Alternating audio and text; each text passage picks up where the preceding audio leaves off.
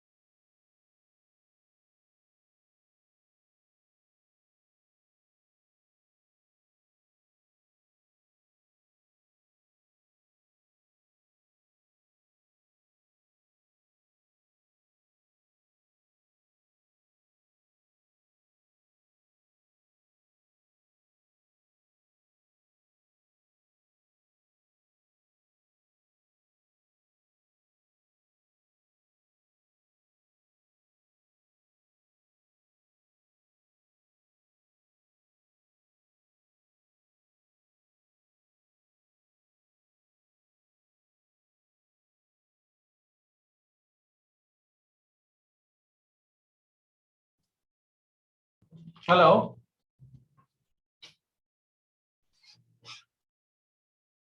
Sayali, Samai, are you guys there? Yeah, hello, good morning, sir. Good morning, both of you. Yeah, thanks for all the help. Yeah. Hello, are you able to hear me? Yes, sir, we are able to hear you. Okay, wonderful. Okay.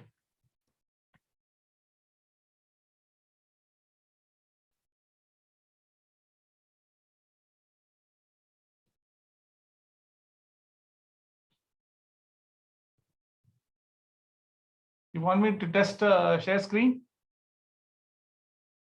Yes, sir, please check once. Hello, Siley. Yeah. Yeah, well, shall I stop sharing, sir, if you want Yes. to check? Yeah, I will check. Yeah.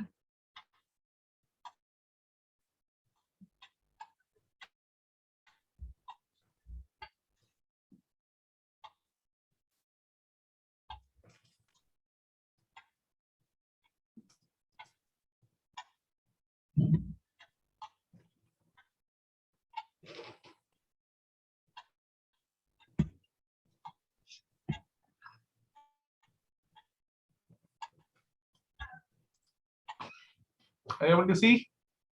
Yes, sir, it's visible. Okay, great.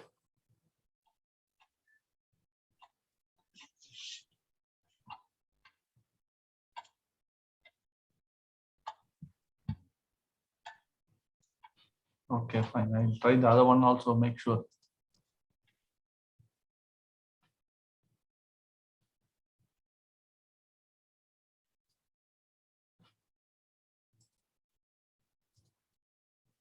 Are you able to see this? New one? Yes, sir, it is also visible. Okay, fine. Okay.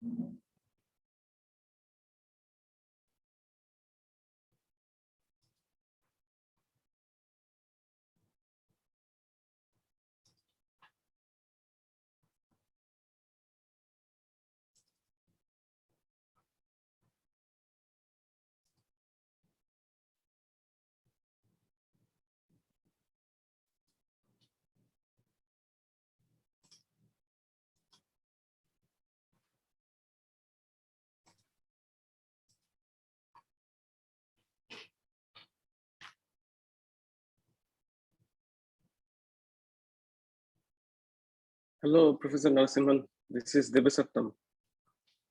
Hello. Hello. Good Yeah, morning. good morning. Good morning. Yeah. Yes, I hope everything's fine. Yeah, I mean, as good as it can be. yeah. I always think things can be worse, but fortunately it isn't. yeah. Right. So our student volunteers are here, Saili and Yeah. Samay. They help me a lot. I mean, thanks to Oh. them. I mean, all the advanced preparation helps Yeah. because there are always some last minute. I'm on sabbatical actually, so I work from home Oh. most of the time. But Okay. today I just came to the office. I didn't test it that day, so I came here a little early to kind of again try it from my office system, which is much better, obviously. So thank God. I mean, everything is working. Okay, good. Yeah, good to know. So I will be here in and out. And if there is any issue, please let the student volunteers know. Yeah, We'll sure. try to sort it out as quickly as we can. Okay, good. Sure. Thanks. Thank you. Yeah, all the best. Yeah.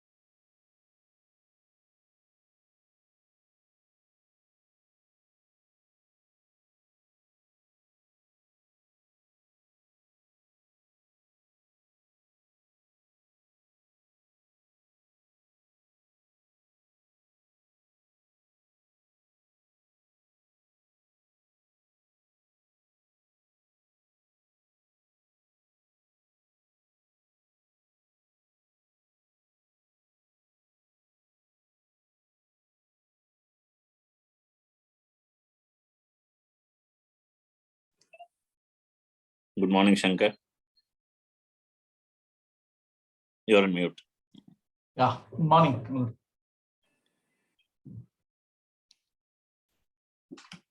So I just joined, got a call from TA.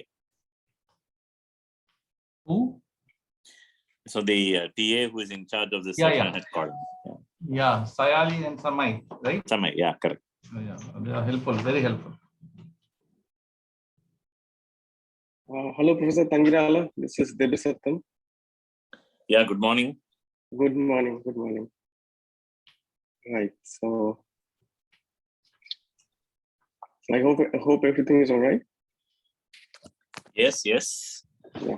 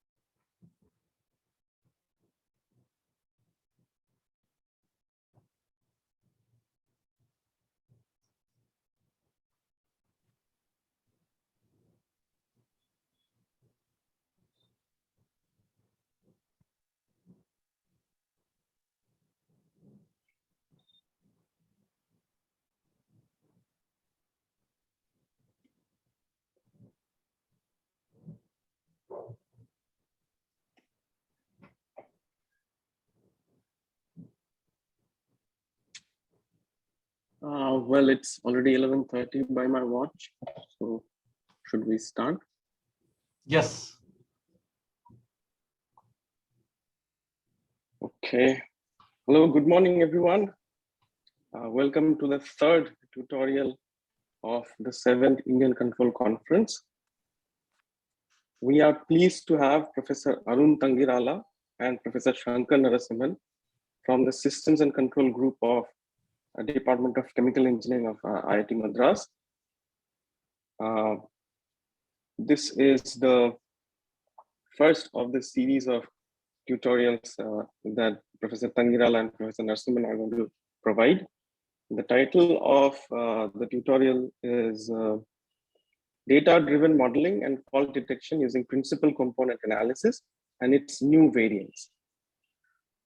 So over to you, Professor Tangirala and Professor Narasimhan. Yeah, thank you. So the tutorial is divided into 6 sessions. The opening session is this one. I will hand over the podium, the virtual podium, to Professor Shankar Narasimhan to introduce the course and deliver the opening lecture. And then he'll also give you the schedule of kind of the list of topics for the remaining talks in this conference. And we also want to thank the Indian Control Conference and the organizers for providing us with this opportunity. And we look forward to a very interactive workshop. Thank you. Good. Thank you, Arun, and thank you, Devasatam. And thanks to the ICC for giving us this opportunity. So I'll give a very short introduction to the course, just to tell you all what is coming. You'll see that the title is slightly different from what we have announced, primarily because there was we had asked for 7.5 hours, but finally we got 6 hours. So we have taken out fault diagnosis as an application, but we have retained most of the essential components, which is PCA and its variants, for identification, which is the same as data-driven model identification that we have referred to in the original title. So pretty much everything except for the fact that fault diagnosis won't be covered in this thing. We will try to see how much we can do towards the very end. So my colleague Arun Tangirala and I have been working on this for quite some years, and we are part of the Systems and Control Group at IIT Madras, which is about 6 faculty members strong, and we have a fairly strong group with diverse interest in all aspects of process design, optimization, fault diagnosis, data analytics, and so on. And we are also part of the Robert Bosch Center for Data Analytics, which is the large group consisting of several faculty members from computer science, biotech, and so on and so forth. So that with that short introduction, let me go to the what we actually going to do in this course or in this workshop. First, let me start with the course objective. So primarily, this is about a topic called system identification. Those of you who are not aware, my colleague Arun Tangirala has written an omnibus, a book on system identification, which is a compulsory kind of a reference now, standard reference for all courses in different universities. Very comprehensive coverage of the material. And we also refer to this as model identification from data.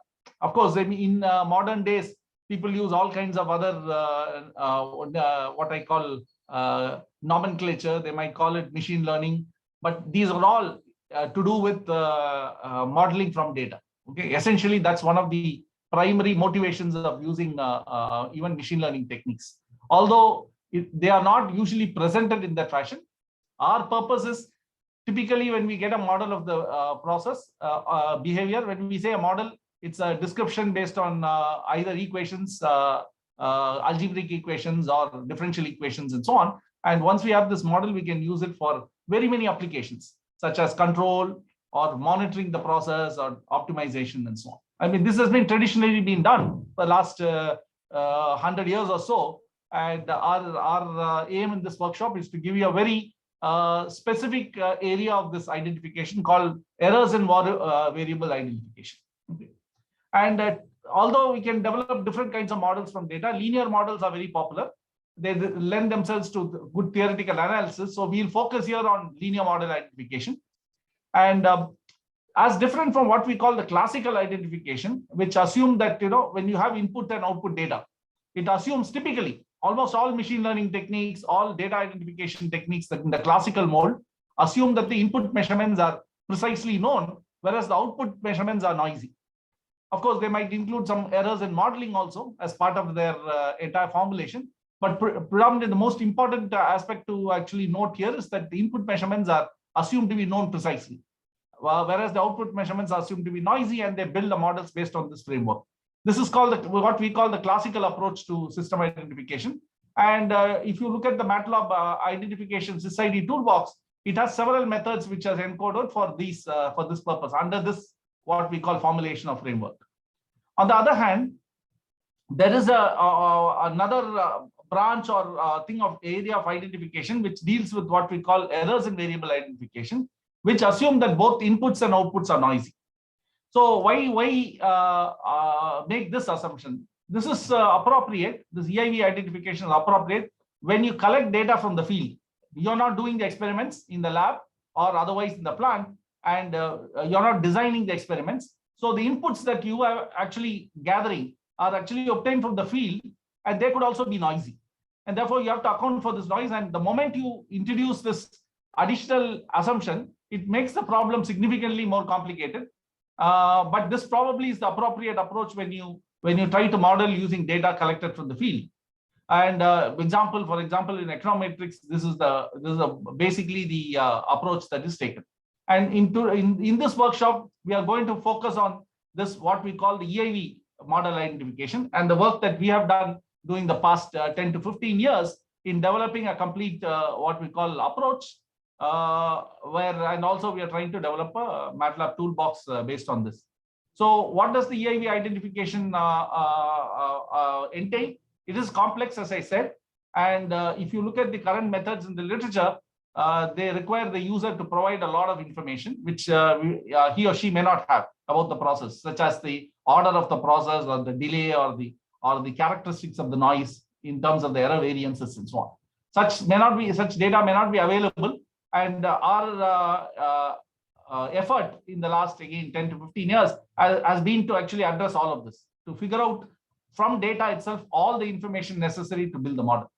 And we have now also tried to put them all together in a MATLAB toolbox. It is still a work in progress, but a substantial part of what we are going to deal with in this workshop is actually available in this toolbox. And hopefully Arun will demonstrate the use of this toolbox somewhere at the end of the third or fourth lecture.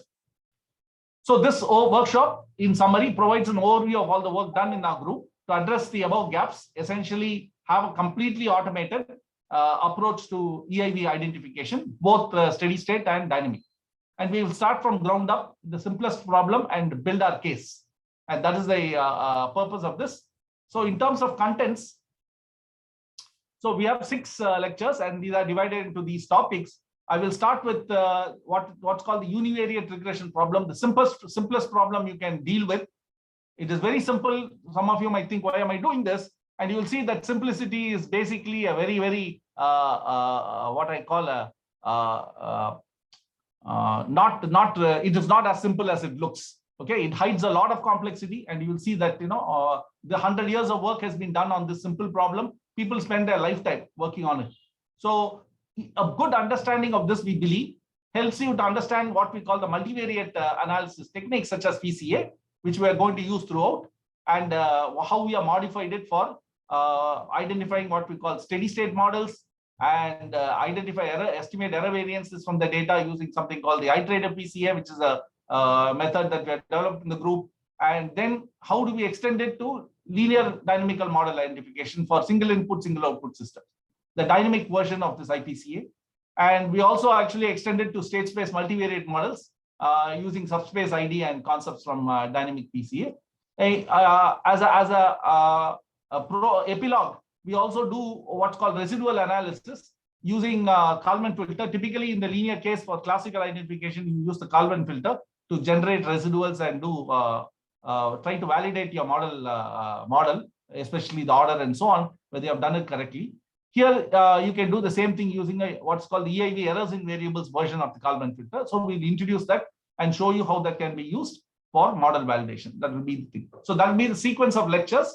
And before I launch off on univariate regression, I just want to acknowledge all the contributors in the preceding years. Dr. Neerav Bhatt, who was my MTech student who worked on this for some time in 2005, 2006, who's currently a faculty in biotech department at IIT Madras. Deepak Maurya, who did quite a lot of work jointly with me and Arun, and Vipul Man, who's also, both of them are currently pursuing PhD, one in the CSE department of Purdue University and other in Columbia University in chemical engineering. Lokesh and Ranjit worked on the MATLAB toolbox development, and Lokesh is currently a PhD student in our department, while Ranjit is employed in my company. Kirtan is a dual degree student who also contributed to extend all of this to the multivariate case using state space identification. We have had collaborators, Sirish Shah from University of Alberta, where it all started when I went for my sabbatical in 2001 and 2, and Arun, who was who had completed his PhD and was then a research fellow at the same university before he joined us. And after that, I mean, we have been collaborating. So he is a big contributor, especially for the dynamic model identification, and myself, yours truly. So before I start, if you have any kind of questions or remarks, I mean, in terms of the contents, please ask me. Otherwise, I will just share with you the actual presentation for this morning lecture. So any kind of questions that you need answered before we start? I'm just going to see whether there is a chat, or is there a way of seeing the chat? I'm not able to see. So thumbnail videos, everything I'm seeing.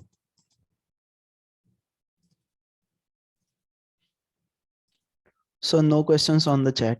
Okay, fine. So the chat. I'm not able to see the chat window.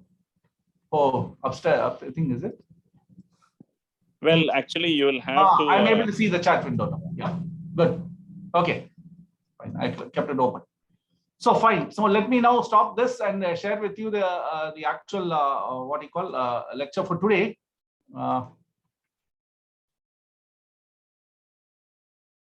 So are you able to see the title, linear regression using ordinary and total least squares?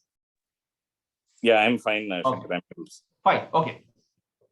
So we are going to take the simplest problem, with many of you are aware, and most of you might have used it at some level during your what I call data analytics experiments. So This is the simplest problem. In fact, it's just two variables, right? I mean, so we can do everything by algebraically. You don't need much more sophisticated computers and so on to deal with. But it's very insightful, and that's the reason we are going to do this. Yes, it will set the foundation for all what you're going to see in terms of how to extend this to the multivariate case. So let me start with the outline of this lecture. Okay. So I will introduce the definition of the linear regression problem. Most of you are aware of this, but let me actually state it very precisely. You will see some of the notations are slightly different, deliberately so, because it sets the formulation very, very carefully. And then I will actually deal with what is called the ordinary least squares regression. Most of you, again, will be aware of this. You would have known this as linear least squares regression. The word ordinary is used to distinguish it from other forms that we'll probably introduce today. So ordinary least squares, or OLS as we call it, regression, that's the simplest what I call formulation of this problem, and you can get a solution in a very straightforward way, and you can do excellent analysis. And this is what you'll see in most of the data analytics tool, or what you call software. If you look at R, or you look at Python, or any of these, SciPy, they will provide you the ordinary least squares regression implementation as a function. MATLAB, all of this. Okay. So, however, the interest in this workshop is what we call the errors in variable regression. So we'll introduce this, and this is also known as total least squares regression. And again, we'll show how this formulation differs from the OLS, and this is called TLS. And this is gaining in popularity in recent times, mainly because principal component analysis, if you can see, is an extension of this for the multivariate case, and that's what we want to introduce. So we look at total least squares formulation. We'll see what is the geometric interpretation, how is it different from OLS, and we'll also look at a matrix solution approach, which sets the stage for multivariate analysis. And I will also look at a small variant called the weighted total least squares, which is a very straightforward extension of total least squares. And I'll leave you with some points to actually think about. I think I'm not going to answer many of this, but there are so many questions that we can ask, and that means that you have to look at the literature in statistics. And there's, as I said, 100 years of literature, and you'll see still papers being published on this very simple problem, seemingly simple problem. Okay, but don't get fooled. Believe me, I think you can spend a lifetime actually on this, still doing research, I believe. Okay. So with that brief, what I call background, let me also tell you how I'm going to do this lecture. We don't really like online lectures because it doesn't give the opportunity to interact very freely. So in order to actually enable that, what I'm going to do is, after 3 or 4 slides, I'll see that in an appropriate stopping point, I will stop and provide you an opportunity to ask questions and clarifications about those. And then afterwards, I'll proceed with the next sequence. Probably towards the very end, I'll give a longer time interval for asking questions and answering them. I mean, that's the way I'm going to conduct this, so that it is somewhat ordered. I mean, given the nature of online, let's say, lecturing or online tutorials. So let me start with this problem statement, the OLS, what we call ordinary least squares problem statement. What I'm doing here is a very general statement initially, and then reduce it to the various cases or variants. Okay, so in this particular case, we also call this the univariate regression problem. Why we call it univariate is because there's only one input variable and one output variable. So the aim of identification, in this case, linear model identification, is to identify or figure out the parameters of this linear model that relates an input and an output variable. So there are exactly 2 variables, one of which we designate as input, the other which we designate as output. And we want to find the linear relationship that exists between these 2 variables given n samples of their measurements. We're given n measurements of the input and output variable, and we want to develop the linear model between them. And this is known as univariate regression in the statistics literature. So we can write this linear regression model relating the output variable, which we call y, and the input variable, which we call u. The subscript I here refers to the sample I. Okay, so for every sample, we expect, that is what we are postulated, is that the output variable yi is alpha times the input variable, plus beta. Alpha representing what's called the slope parameter, and beta representing what we call the intercept parameter. So the star here is deliberately again used to refer to what's called the truth. So this is what we believe is the truth, that there exists a linear relationship between the variable y and the variable u, and this is obeyed for all samples. Okay. So our aim is, we don't know this alpha and beta, and the aim of model identification is to estimate these parameters alpha and beta. Okay, and perhaps other parameters model as we actually look at the different variants. So again, to summarize, yi star is the true value of the output variable corresponding to sample I. Ui star is the true value of the input variable corresponding to sample I. And alpha and beta are the model parameters. One is the slope, which is alpha, and the beta is the intercept. Okay. In some cases, when the beta is known to be 0, then it reduces to a one parameter problem. Okay. But in this case, I'm retaining alpha and beta, and whenever beta is 0, we can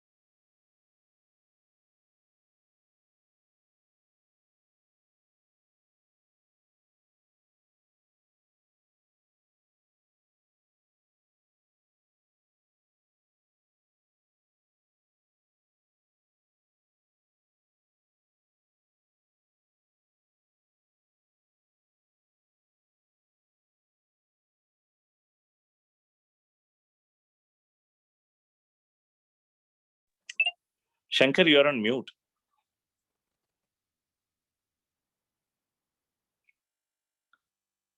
Can you unmute yourself, Shankar? Hello, Shankar. unmute. Okay. Yeah, maybe. This, yeah. We lost okay, about a minute. Yeah, I'm just going to, what do you call, share my screen again. Are you able to see my screen? Not yet. Are you able to see my screen? I'm not able to see yet. Wait. Okay, let me stop the share. I think what's happened is, I think the connection went out. Yeah, there was, certainly, yeah. Okay, let me go back to this. Let's see.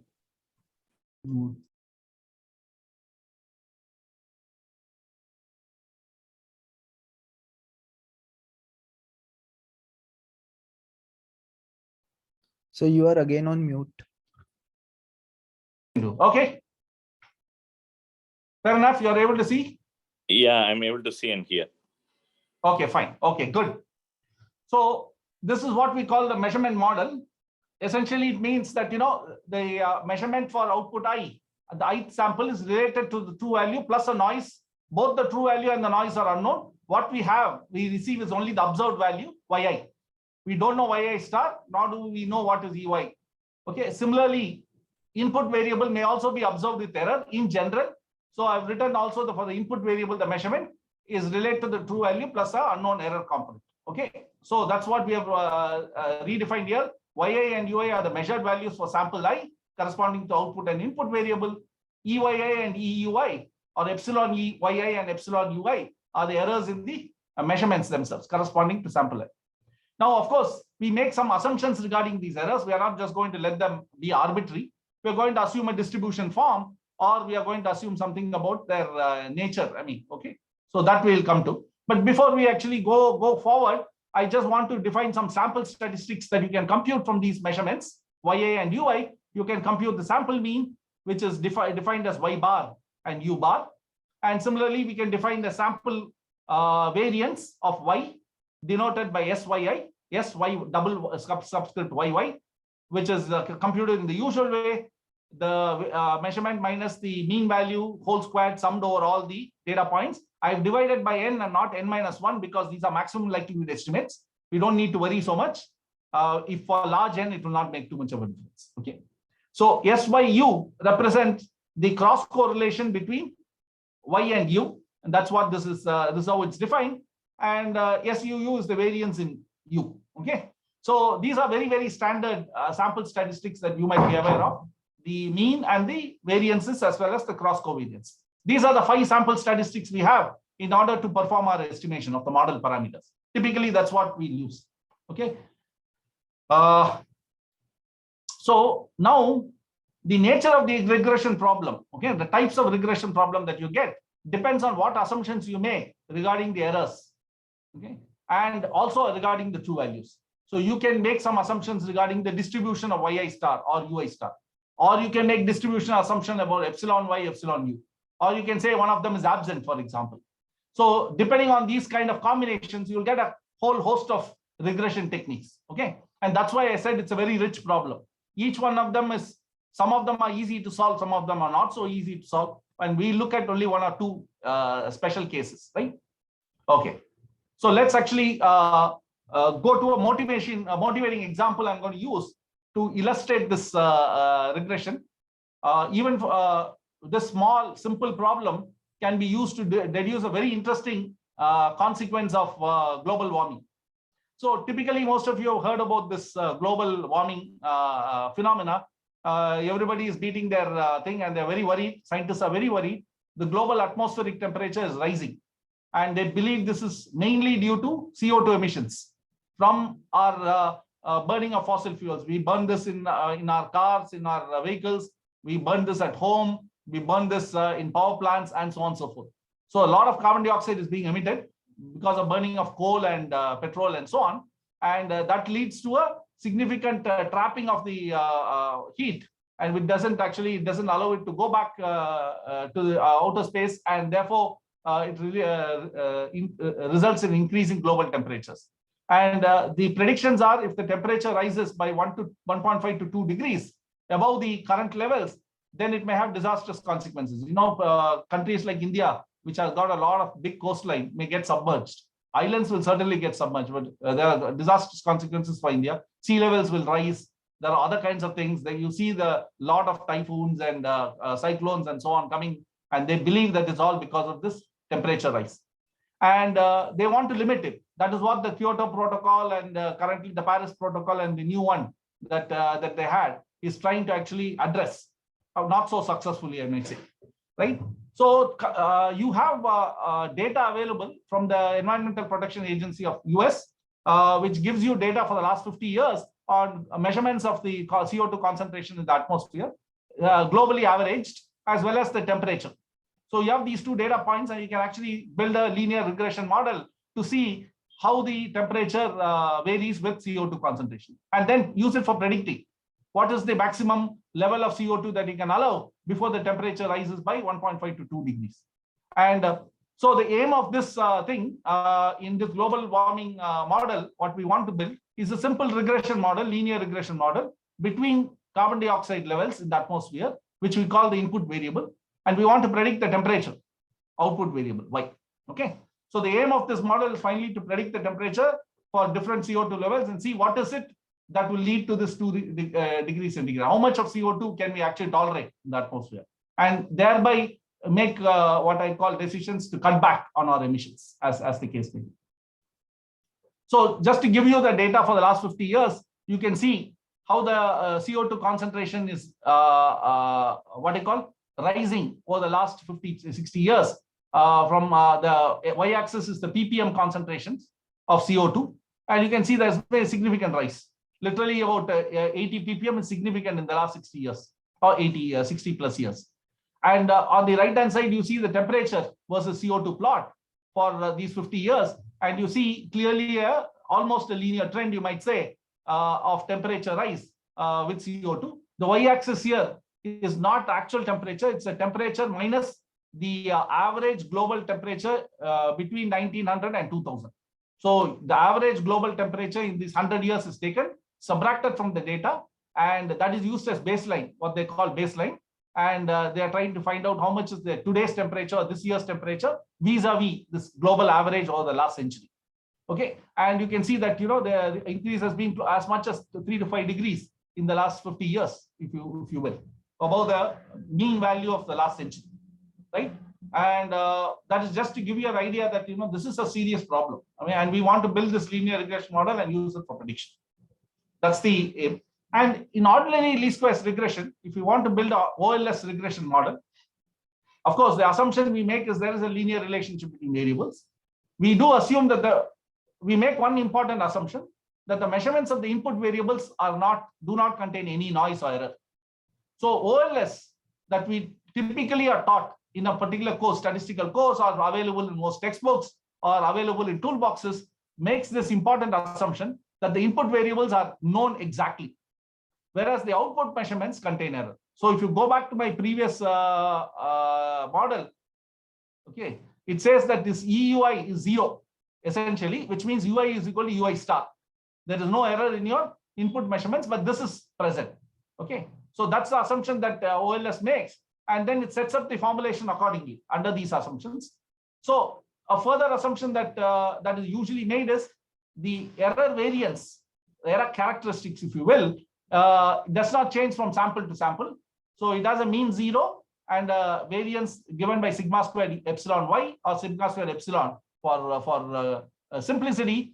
And you also make some statistical assumptions which are important for analysis, that the errors are mutually independent from one sample to another sample. So the error in sample I and the error in sample J are not correlated or mutually independent. That's a more stronger condition that's imposed. Okay, and under this, you can set up what's called the least squares optimization problem, because the error is only in Y, and you don't know this Yi star. So you're trying to estimate Yi star from Yi. So given Yi, you're trying to obtain an estimate of Yi star such that the deviation between Yi and Yi star in the squared sense is as minimum as possible. That's your objective in ordinary least squares regression. And Yi star is dependent on Ui star, as we said, the linear model. So the linear model contains two parameters, alpha and beta. So you don't know alpha, you don't know beta, and you don't know Yi star.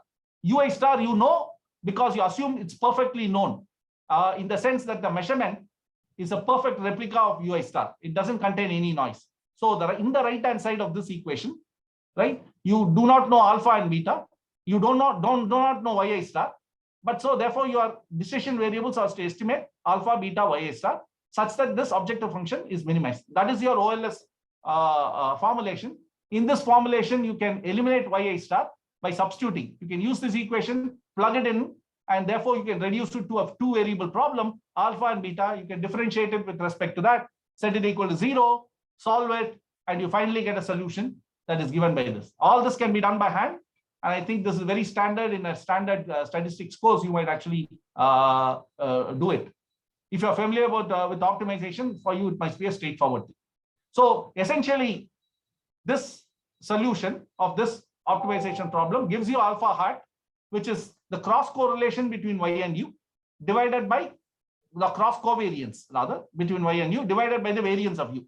That's the solution for alpha. And beta is given by Y bar minus alpha hat times U bar, where Y bar and U bar are the means of the samples.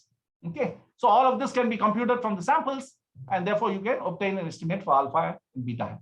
That is your OLS. Most of you might be again aware, and you can also analyze, do how good the goodness of it, develop what is called R squared values, and so on and so forth, and compare. Okay, so I will not go into that. My aim is to show that this formulation is important to see. You'll see the objective function only looks at deviation between measured value of Y and the unknown Yi star, which you're trying to estimate. That's what you're trying to do. And that's why you're only having this. Ui, you assume is known precisely, Ui star. Also note that sigma squared Ey does not play a role, because you can divide your objective function by that or scale the values, but it will make no difference because that's just a scaling factor. It's the same. The solution will be same, even if you divide the entire all the variables by sigma squared Ey, because it's just a single scaling factor. Okay. With that, let's actually proceed. So now introduce what's called the TLS regression, which assumes, again, a linear relationship between variables, input and output variable. But in this case, the measurements of both input and output variables are assumed to contain errors, like we post the model. And we make further assumptions about the statistics.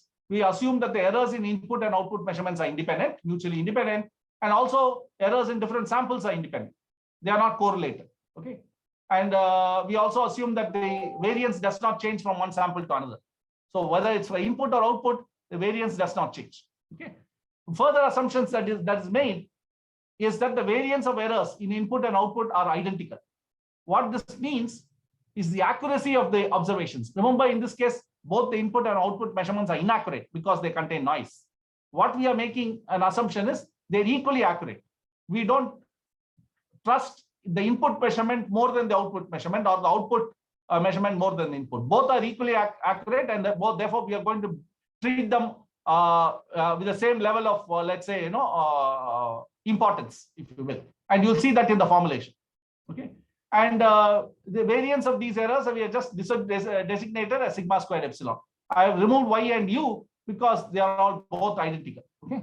Again, this will not play a role in the solution itself, because all measurements are treated, are assumed to be equally accurate.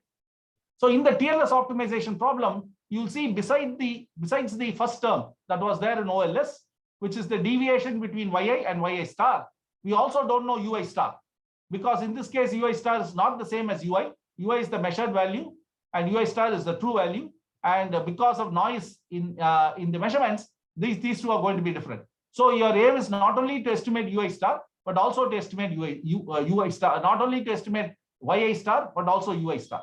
In addition, because you can write the linear relationship between yi star and ui star, the linear regression model, that will actually bring in two more parameters. But it brings you a lot of relationships or constraints, as we call it, and therefore allows you to eliminate a bunch of variables. So in this case, if you look at the decision variables, not only are you estimating alpha, beta, you're estimating yi star and ui star. And also notice that there's no longer a linear problem, because alpha and ui star appears as a product. Okay. And because of this product, the problem becomes nonlinear. I mean, it is nonlinear in the objective, but it's also nonlinear in the constraints now. Okay. And you can eliminate yi star by plugging it and reduce it to a problem of n plus 2 variables, where n is the number of ui stars and alpha beta. So you have to set up n plus 2 equations by differentiating the objective function with respect to alpha, beta, and ui stars, and then solve them. You'll get a quadratic in alpha, and the final solution for alpha, after a lot of algebra, you can actually show that the solution for the TLS problem is this, which is the variance of y minus the variance of u, plus, of course, this variance difference squared, plus the cross covariance squared. Notice that it's just like your a squared plus 2ab plus b squared type of formula. B plus or minus root of b squared plus 4a minus 4ac. So you'll get a quadratic in alpha, which you can use to solve, and you'll get this this final solution.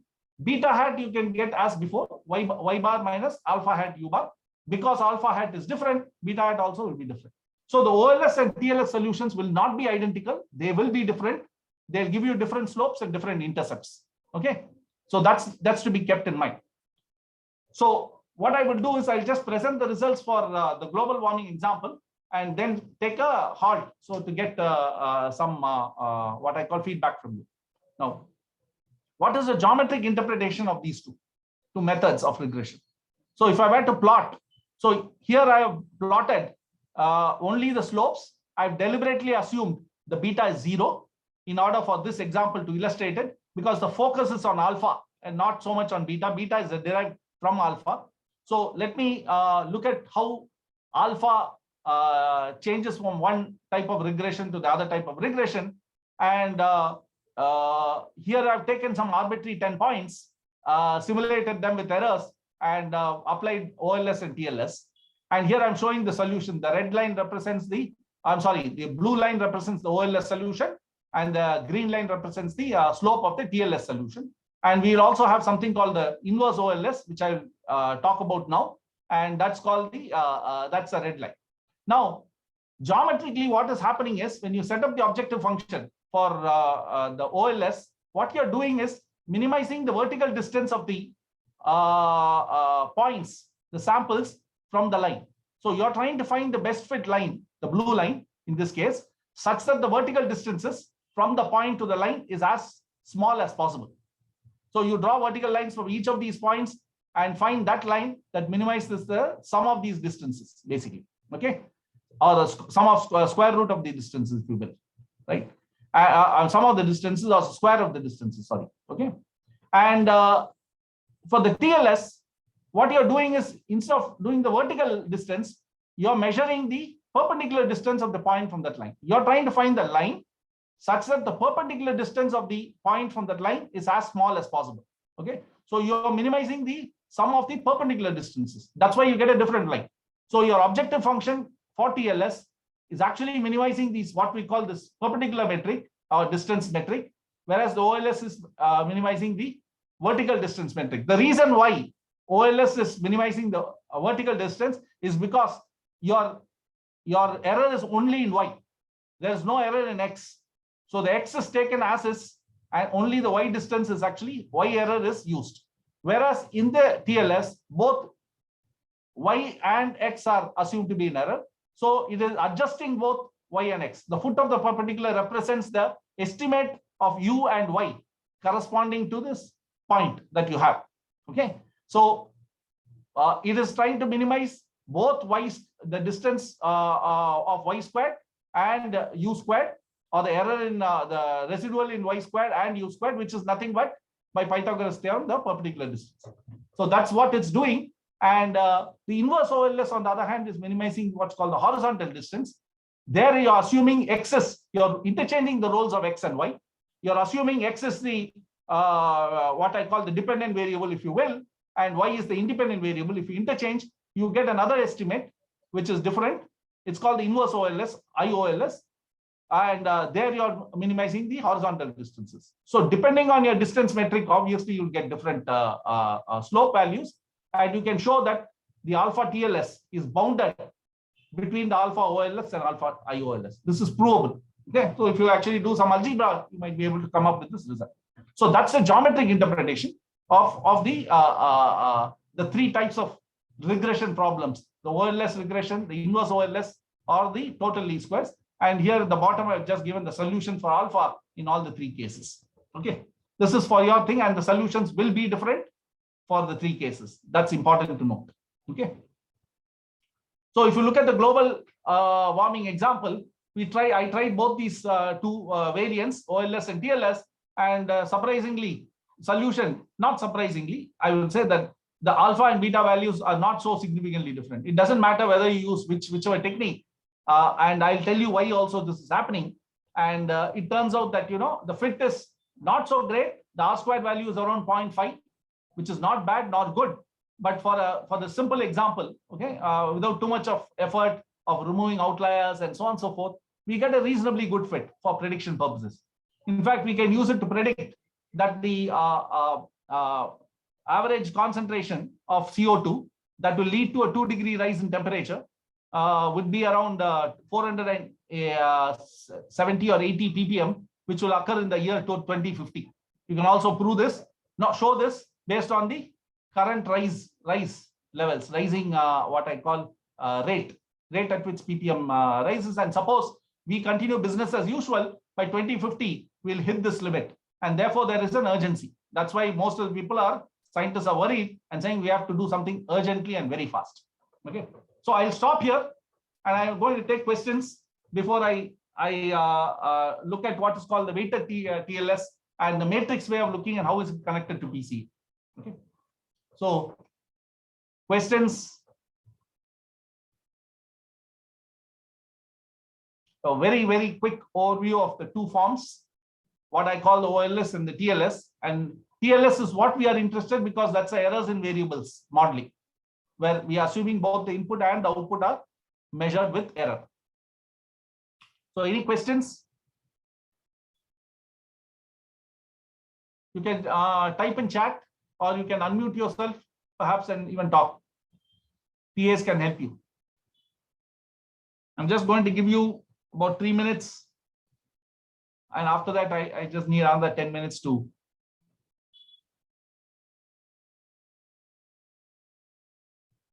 Am I audible? Arun? Yes, Shankar. Yeah, I'm Okay, seeing fine. there are no questions as of now in the chat window. Okay, can I proceed? Maybe, I think as participants have questions, they may type in the chat window and we can take them towards the end. Okay, fine. Okay. So I'll just kind of proceed with this. There are only 2 or 3 more slides, and I think we now will be I Sure. can take questions at the end also. Okay. So there are several things to notice. Keep in mind when we do TLS with OLS. So one of the things is what we call the OLS solution is invariant to scaling. So if you divide your input, or if you give your input measurements in some unit, let's say in this particular case, the CO2 levels were in ppm. Suppose you give it in terms of kgs per centimeter square, or if you actually give it in terms of ppb, okay, it's a ppm, things like that. It will not make a difference to solution. So that's why we call it invariant to scaling, because the input is known with exactly. So however much you might divide the thing, if you divide all the input variable samples by some parameter, let's say called, the scaling factors, let's call it S, okay? Or S is not a good thing. Probably I should use K, some K. You divide it by some K or multiply by some K. The solution will not change, okay? So that's why we call it invariant to scaling. However, the TLS solution is not. So not invariant to scaling. That means if you decide to express your input variables in a CO2 concentration, not in terms of ppm, but in terms of ppb, the alpha value will change, TLS. Similarly, if you try to express your temperature in terms of degrees centigrade instead of degrees Fahrenheit, the TLS solution will be different. So the TLS solution is not invariant to scaling, and therefore one has to address this very carefully. What is the correct scaling to use? Because when you collect data, you will collect data in some units. Most of them have some units, and therefore you may ask whether that's the unit I should use or should I use something else, right? And because the results depend on it, this has to be addressed in some way, okay? And that's why we will do something called weighted TLS to actually address this problem. But the interesting thing about TLS is it treats both the input and output variables in a symmetric manner, which means if you just simply call U as output and Y as input and solve the problem, you'll get the same solution for alpha. Okay, the solution for alpha and beta do not change just because you interchange the roles of U and Y. Okay, you can call one as the dependent, one as the independent. It doesn't care. It's impervious to this definition of input and output. It doesn't distinguish. So this is called a symmetric treatment of variables, whereas OLS is not like that. So if you interchange and you call U as the dependent variable and Y as the independent variable, because remember your assumptions about noise on the output and input are different, therefore you'll get a different solution, and that's what we call the inverse OLS. So if you interchange the roles of Y and U, you will get a different solution, and therefore this OLS solution depends on what you designate as the input variable and what you designate as the output variable. This is usually not emphasized in the statistics thing, but it's almost taken for granted. Okay, that's right. Usually, you select that input variable based on what you think is a causative variable, and you choose the dependent variable, and what we call is what you wish to predict. Okay, the cause is known, and the outcome is what you want to predict. In this case, you want to predict the temperature given the cause, which is your CO2, and that's why we chose it like that. But the choice does make a difference to the solution. Okay, in OLS. Whereas that choice doesn't make a difference to TLS. On the other hand, TLS is not invariant to scaling. Therefore, you have to properly scale data before you apply TLS. Okay, and there are lots of papers which tell you that if you take a TLS problem, if the reality is that both the variables are noisy and you apply the OLS solution, you get a biased estimate of the parameter alpha. So your alpha parameter is biased, and vice versa. If you apply a TLS solution to an OLS problem, original problem, you'll get a biased solution. And this is something that's inevitable because your assumptions are wrong. It is not consistent with the data. But you really don't know. A priori, you don't know which actually is the correct one to use. Okay. And I'm not going to worry about this this point. The TLS solution lies between OLS and inverse OLS. You can prove it. But the most important thing is there is no clear way of validating from the data which of the techniques is appropriate for your data. So if I just give you data and say, should you use OLS or TLS, which is correct? If you say what is correct, you cannot answer this question. So we call this your prisoner of your own assumption. You make an assumption and you have to live or die by it. Okay. So if you make OLS assumption, you get a solution and you live with it. You can't say, I mean, let me test whether the OLS is correct or TLS is better. There's no way you can figure it out from data. Okay. So normally, therefore, when experiments are designed by you as an experimenter in a lab or otherwise in the field, you fix the input variables at which you want to collect the data, and usually then you assume the inputs are noise free. But if you are not the experimenter and you're just collecting data, like you're collecting share price data, and you want to find the linear relationship between Coca-Cola and Pepsi price, okay, then you have to use the TLS solution. That's more appropriate because both the data are noisy. Okay, so when you are designing the experiments and collecting data, you may choose to use OLS, but otherwise, if you're obtaining from the field, typically TLS may be appropriate. This is just a what I call an intuitive way of selecting. It is not that one is better than the other. There is no way you can say that one is better than the other. Okay.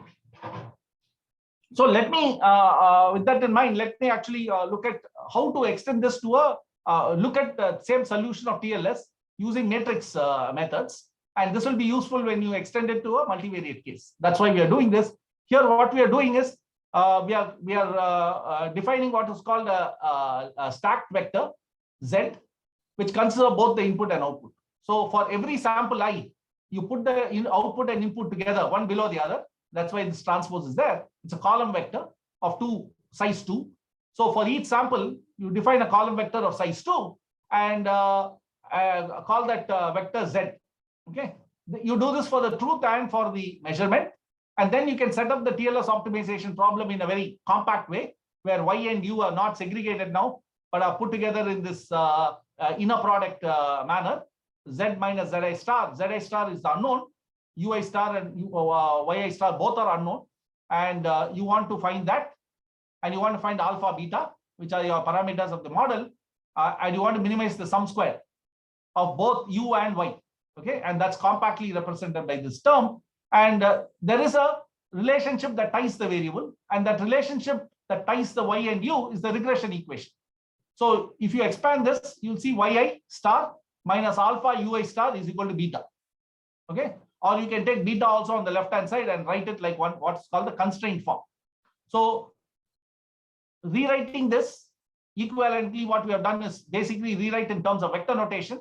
What we are saying is you minimize the sum square deviation between Zi and Zi star, which is unknown that you want to find, and such that A transpose Zi star is B. What is this A transpose? It's basically some scaled value of this constraint. See, for example, you can take this constraint, multiply both sides by some K factor, and that will lead to a generic A, which is K times K, the first term, minus K alpha is the second term. I call that vector A, and K beta I call B. So that is also valid. This equation doesn't change if you multiply by K, and that's what I've done. And I've rewritten in this generic form. But because you have introduced this unknown K, I want to actually normalize it. So instead of just saying I want the first element to be 1, here I've said, okay, I want the unit vector A to be a unit length vector. So this is called a normalization factor. Instead of just defining the first element to be 1, what I've basically said is the length of the vector should be 1. Okay. So writing it in this fashion and solving it gives you a very interesting insight. If you solve this problem in terms of using vector notation and differentiating with respect to Zi stars and so on, you can show that A is nothing but the eigenvector corresponding to the smallest eigenvalue of the covariance matrix of Z. So you take Z, which is the vector, find its covariance matrix in the usual way. Z minus Z star multiplied by Zi minus Z star multiplied by itself. Okay, summed over all quantities I divided by n. Okay, that's called the covariance matrix. And that covariance matrix you take, it will be a 2 by 2 covariance matrix. It will have 2 eigenvalues. Take the smallest eigenvalue, find the eigenvector corresponding to it. A will be the solution of that. Okay, so you'll see that instead of solving it analytically like we did before, in this manner, you got the solution. Okay, you can also solve it in a matrix fashion. You can get the analytical solution for A by just taking this eigenvector corresponding to the smallest eigenvalue of the covariance matrix. And this you'll see is nothing but what PCA is trying to do. PCA takes the covariance matrix, finds eigenvectors, and does something with it. And here we are showing that the regression model parameters can be obtained by just using the eigenvector corresponding to the smallest eigenvalue in this case of the covariance matrix. So take it from me, because you have to do some algebra to actually verify this, but that's one possible way you can do this. Okay. Now, the last bit, we also have to actually worry about, as I said, scaling. So let's assume in this case, so far we assume that the errors in input and output have same variance, and therefore we gave it equal weightage in the objective function. But now we are going to say that the input and output variable noise or errors have different variances, and they are given by sigma squared epsilon y and sigma squared epsilon u. And this is the original problem that we started off with, where both y and u have errors and the error variances are different. Okay. Now we assume that the error variances are known or the ratio is known, one of the two. Okay. Either you directly give me these values or you can give me this ratio, and we can solve the problem.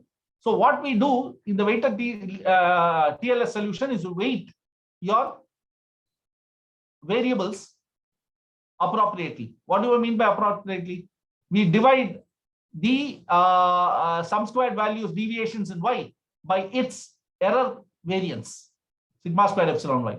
Similarly, we divide the sum squared deviation in u by its corresponding error variance, sigma squared epsilon u. Why do we do it?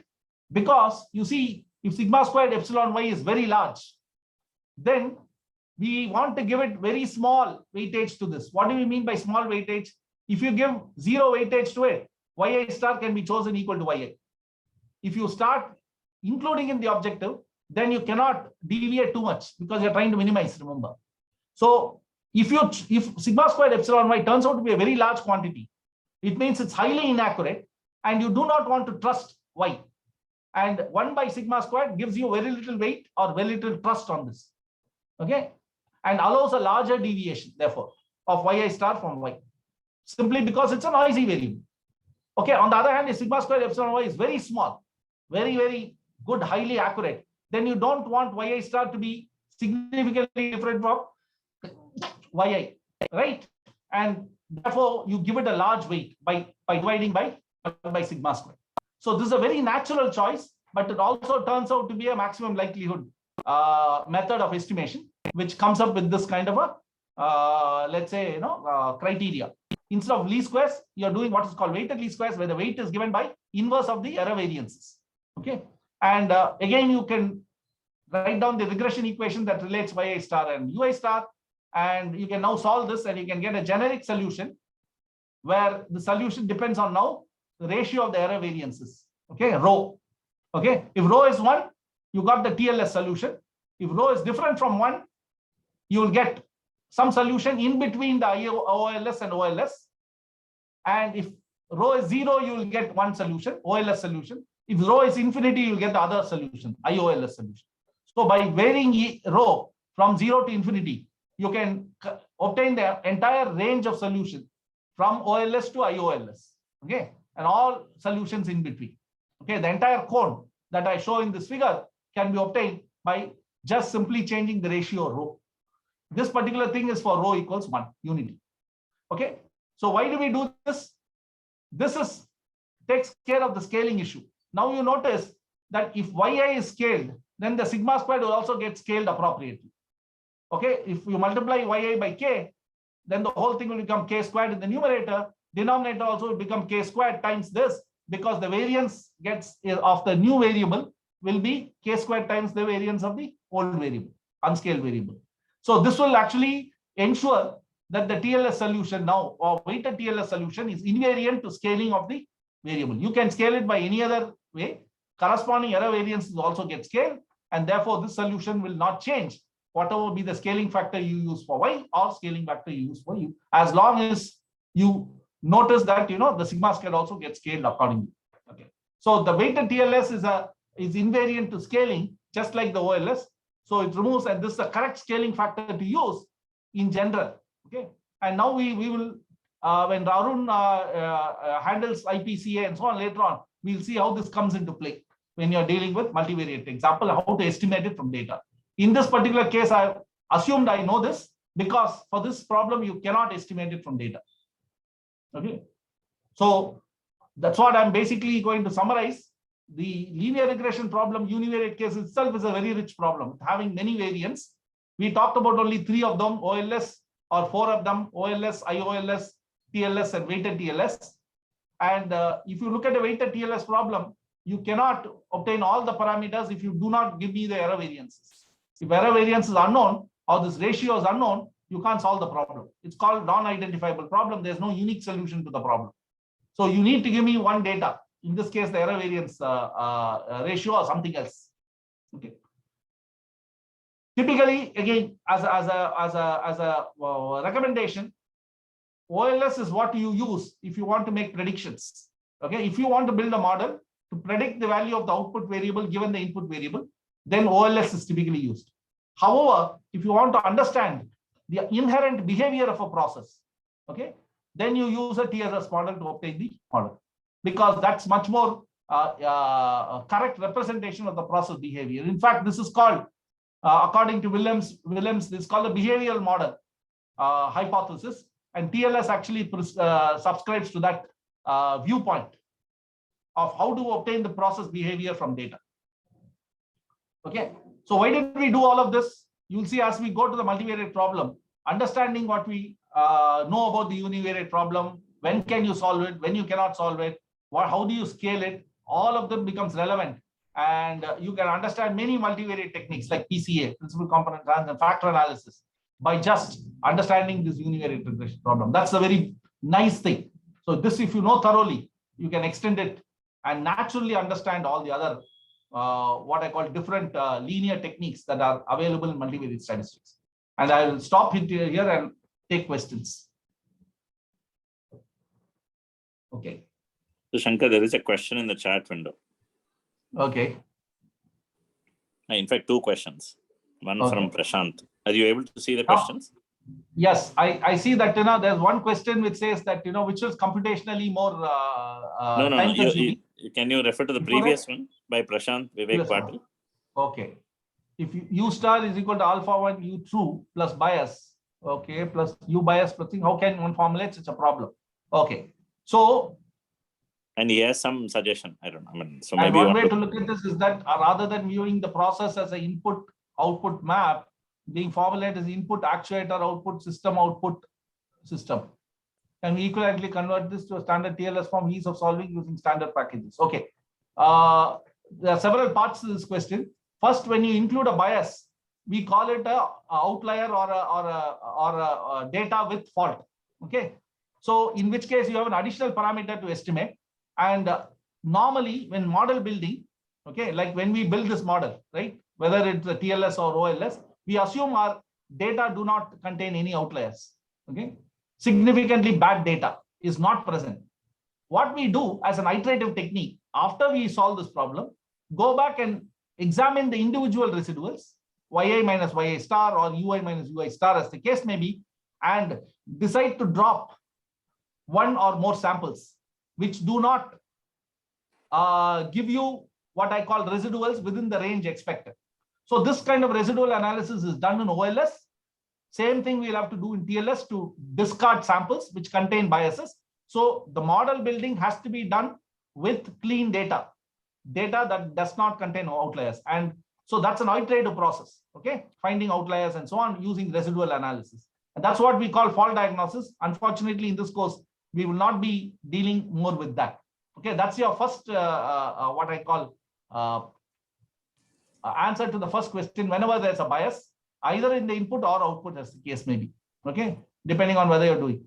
So, which is, actuator bias that you're talking about perhaps is a little bit more thing, because then you're dealing with dynamical systems. So far, we are looking at the static regression problem. When we come to a dynamics, then the control law, if it's to be also included, right, in your analysis in some way, right, we will see how that plays a role in the model identification of a dynamic system. Okay, so it is too early to comment on this. We will take it up when we actually do the dynamic CISO model identification or the MIMO model identification. Okay. Now, is this possible to solve using standard packages? As I told you, most standard packages do not contain TLS implementation at all.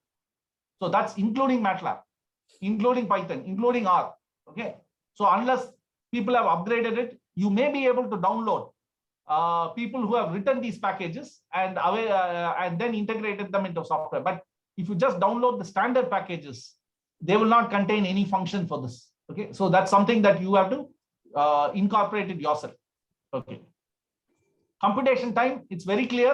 The TLS problem will take more computation time because it has it's a nonlinear problem, right? And in the simple case of two variables, we saw you can get an analytical solution. In the multivariate case, you should use eigenvector decomposition of the matrix, right? And if it's a large data set, this eigen decomposition can take a lot of time, and there are recursive methods or incremental methods for doing it. So you have to do a little bit of extra work in order to deal with large data and apply PCA. When I say TLS, you will see that it's just same thing as doing PCA. And now there are methods available for that. Okay. And again, they are not available as standard what I call functions in a typical toolbox. You will have to actually write them or download them from somebody who is going to provide it. Okay. Okay, perhaps can be viewed as different scaling on slide 12. Actuator calibration perspective. Okay, actuator I will not deal because it's static problem. Okay. So I can't see any other question. So can we take it as that, Yeah, I don't see any other question either.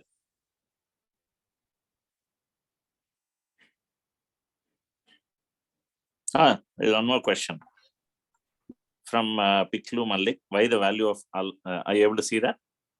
Yeah, very close to each other. Okay, fine, great. I think that is for the global warming case. Fortunately, both of them. Notice that I didn't scale it. We are using TLS, and the units for CO2 was in ppm. Okay, 300 ppm, 400 ppm. You can look at this. I'll also show you some of the data for you to get an idea. Yeah, you can see that the atmospheric concentrations of CO2 are in ppm levels, whereas the temperatures are in the order of 1. Okay, so if you look at this typically, because I've not scaled, okay, the variance of this is significantly large compared to variance of this, and it almost, there's no difference whether you use OLS or TLS. Okay, that's why. However, if I scale this, divide by say 400, okay, and make it order 1, then you will find that the TLS solution is quite different from the OLS solution. As I said, TLS is not invariant to scaling. It will.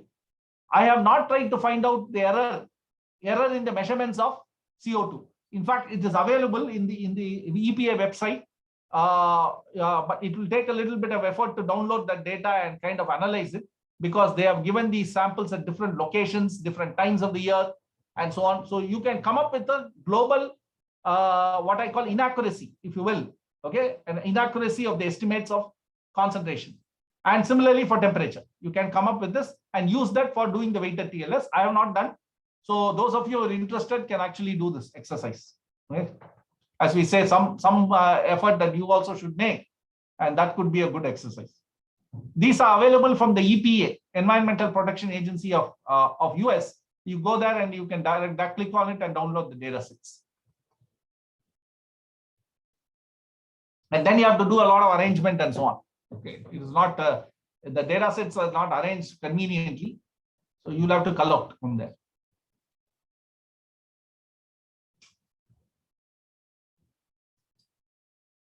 So it's purely because of the units. Okay, the ppm, if I put it in ppb, or if it's in much different units, then the solutions would have been quite different. Okay.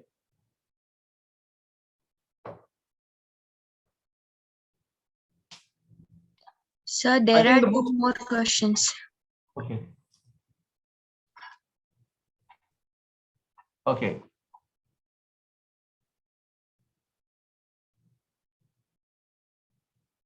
Okay. So there are questions regarding the optimality of this formulation. These are all convex optimization problems. So these are all having a unique global minimum, which you can find. So whether you pose it in matrix form, or whether you pose it in what I call the simple form using univariates y and u, it doesn't matter.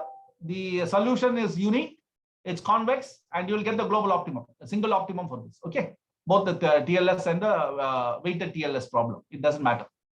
Okay. So how many equations, how many elements will you consider in the TLS? No different. See, there are two unknowns for every what I call Z, and A, the two unknowns, and B, a third unknown. So three unknowns and so on. But you have one extra constraint here, which relates the elements of A. So essentially, you can eliminate one of the variables of A and reduce this A and B to two unknowns. Similarly, you have an equation for relating every Zi, okay, amongst itself, which you can use to eliminate the Zi, one of the elements of Zi star, okay, either Yi or Ui, you can eliminate by just expanding this and substituting and solving it if you wish. We don't want to do it that way because it's a very straightforward. You will not recognize that it's the eigenvector of a covariance matrix if you do all of that. By posing it this and solving it in vector form, you'll realize the solution is closely tied to PCA. And that's the reason we did it this way. Okay. The purpose of doing this is to show it's a very close relative of PCA. Okay. That's what we want to actually keep emphasizing.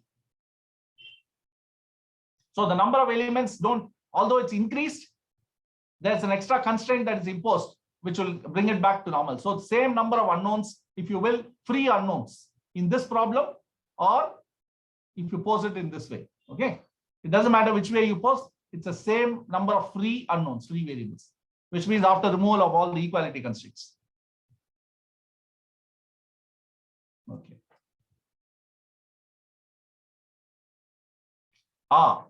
So the question is, if you are ignoring the error in input, why do I say that the solution will be good?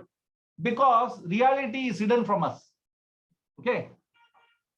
Really speaking, you don't know where the data is coming from. You just collected given data, right?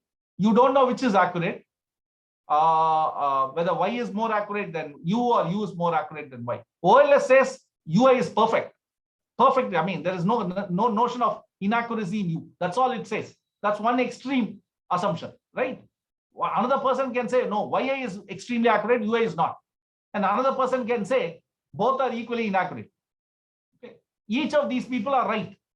There is no way you can verify which one is correct or which one is wrong, unless you know more details about how the data has been gathered, which instrument was used, what are their accuracy levels, and so on and so forth. If you do repeat experiments, maybe you can find out. Otherwise, if you're just given this data set of n samples with no repeats, it is impossible to say who's right, who's wrong. And that's why we are saying both are equally correct. In fact, there's a very interesting thing of what should you use. Given this, there are so many varieties. That's why I said, if you want to do a prediction of Y given U, then please use the OLS model. Develop the OLS model and continue to use it for prediction, like you have been doing before. However, if you want to understand the behavior of the process, then you use the TLS model. Okay? And this is what is recommended in most textbooks. The reason for this is not very clear. Nobody has said, okay, the reason for this is this. They simply got, maybe there's a gut feeling that this is the way to do it. Okay.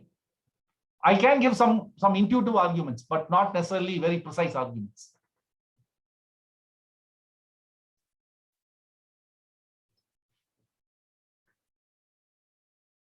Okay. So good. I think Arun, so in the evening you can take over from this. Okay. And we'll see you in the evening. I think we have answered all the questions, I think. Yeah. Okay. Maybe we can take more questions later in the evening if there are. Yeah, correct. Okay, great. Yeah. Thanks a lot. Yes, so sir. thanks to the participants. And we hope to see a population balance in the evening. Right, and conservation of the participants, number of participants. Okay. We don't mind more, but fewer would be a bit disappointing. But I hope, all of them can make it to all 6 sessions of the workshop.